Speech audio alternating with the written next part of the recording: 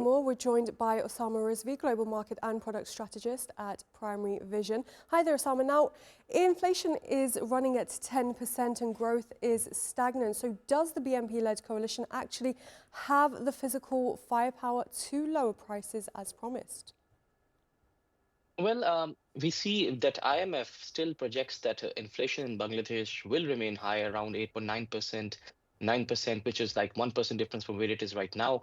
In terms of growth, projections remain somewhere between 3.5 to 4%, which means it is stagnant.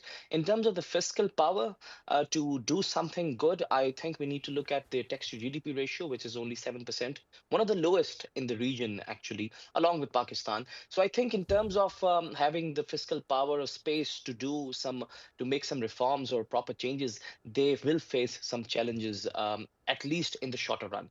Now, the unrest in 2024 arose from high unemployment. Now, with 16% of educated youth still jobless, is the next government sitting on essentially a ticking time bomb?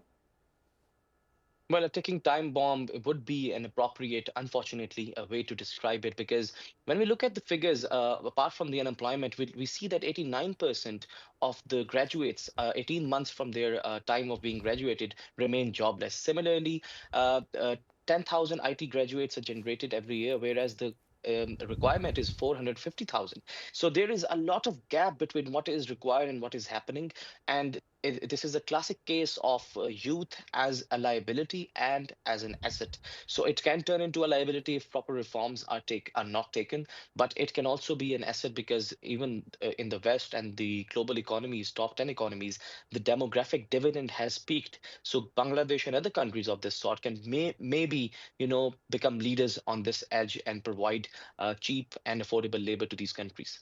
Bangladesh is a $475 billion economy. Will a peaceful transfer of power be enough to bring foreign investment back? Well, if you look at the FDI, it has improved 80% from $780 million in 2024 to $1.34 billion in 2025 overall.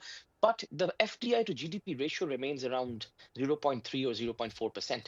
Now, when we look at World Bank's business index, in terms of regulatory framework, Bangladesh stands somewhere around at 90 out of 101 countries. So I think more than political stability, it will also require structural reforms and improving the regulatory environment to call for or to lure in, attract more investors for the country.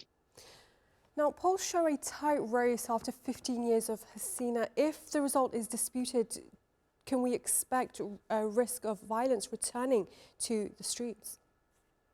As long as these issues that we've just discussed, these structural issues remain in place, I think the threat, unfortunately, of a resurgence in instability or violence to an extreme level will remain there, because we need to remember that this happened on the back of youth activism and not youth not getting enough jobs. So that problem still remains and will be a pressure for the remaining for the coming government.